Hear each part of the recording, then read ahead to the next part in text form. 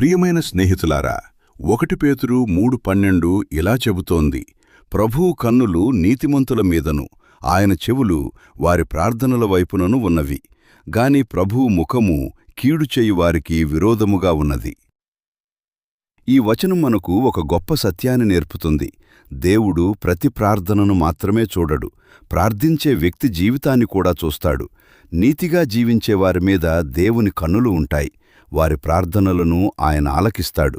కాని పాపములో జీవిస్తూ దేవుని ఆశీర్వాదాలను మాత్రమే కోరితే అది దేవుని చిత్తం కాదు.